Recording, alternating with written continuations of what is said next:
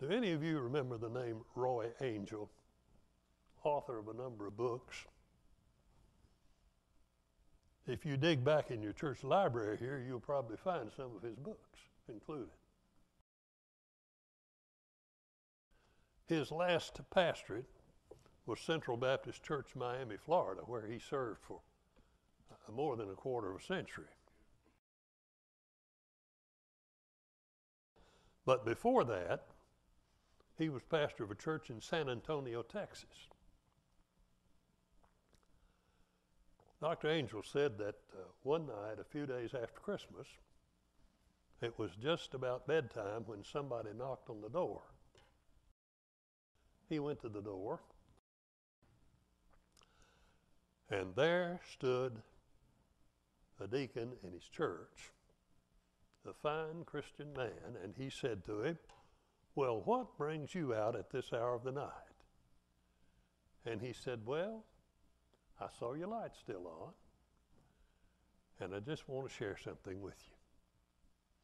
So he came in, and Roy said that he put another lump of coal on the fire, and they got seated. And then the man said, "I have just had the most wonderful Christmas of my life." He said, "Several days before Christmas, my brother gave me a new Packard automobile for Christmas. Then 3 days before Christmas, I came down out of my office, looked across the sand lot where the cars were parked, and I saw a little fella about 10 or 11 years old walking around my car. And as I moved on across the lot, I saw him step up on the running board, put his nose against the glass, and look inside the car. As I continued on and pulled the key out of my pocket, he realized I was going to be unlocking the door to that car, so he came around the car to meet me. And he said, 'Mister, is this your car?' And with pride, of course, I said, 'Yes, son, it sure is.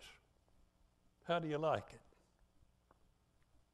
His next question was, 'Mister, how much did this car cost?'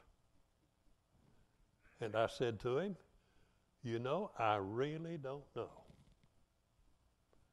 And he looked at me real strangely for several seconds. And then he said, 'Mister, you don't look like a man who'd steal a car. How'd you get it?' He said, 'My brother gave it to me for Christmas.'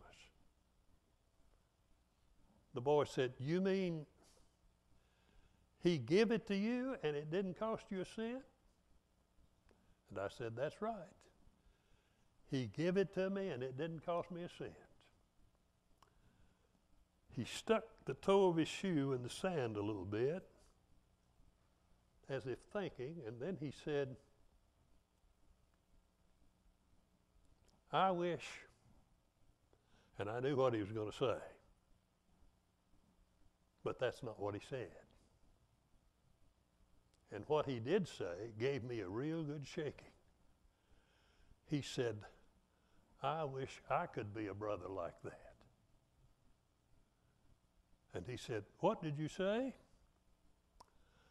I said, 'I wish I could be a brother like that.' The only next thing I could think of was to say, 'Well, wouldn't you like to ride in my car?' Well, he started shaking his head and he looked down. His clothes were old and worn and he was dirty and his hair hadn't been cut for a long time. He said, 'Your car is new and clean, and I'm so dirty.'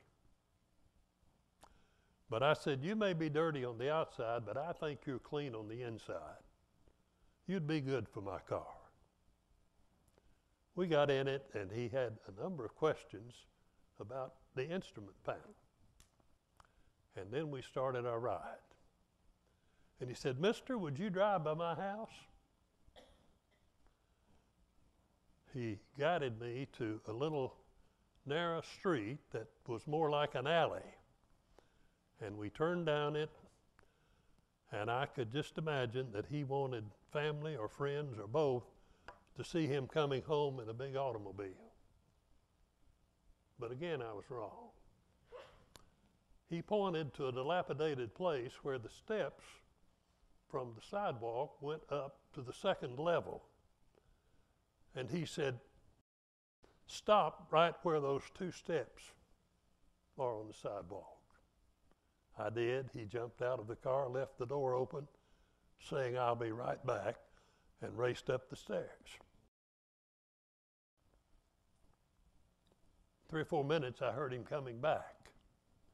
But this time, the steps were slow.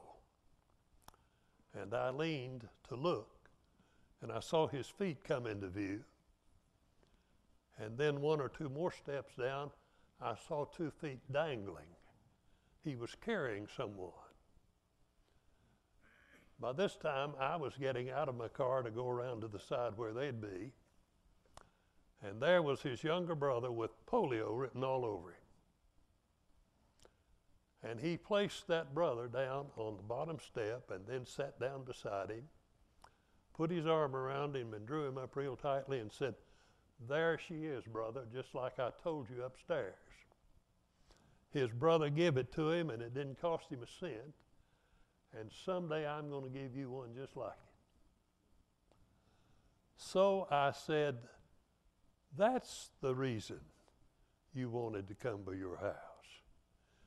He said, well, I go look at the store windows at Christmas time, and I see all of the pretty things, and I come home and try to tell him what they look like, but I don't do very well. And I want to buy him a car so he can go and see for himself. I went upstairs and met that single mother and the other child. And my wife and I came back and we determined some of the needs of that family. And we took them out and we bought toys and clothing and food and household items. And we put a little tree up in that humble home. And we played Santa Claus there. But I want you to know that that was the best Christmas of my whole life. You see, he had learned by experience an added meaning of the words of Jesus, which Paul referred to in Acts 20:35 when he said, it is more blessed to give than to receive. It's good to receive, but it's much better to give. And I hope that this Christmas season, you will experience the joy of receiving. I hope that you will also experience the joy of giving. And do it remembering that 2 Corinthians 9:7 says, the Lord loves a cheerful giver.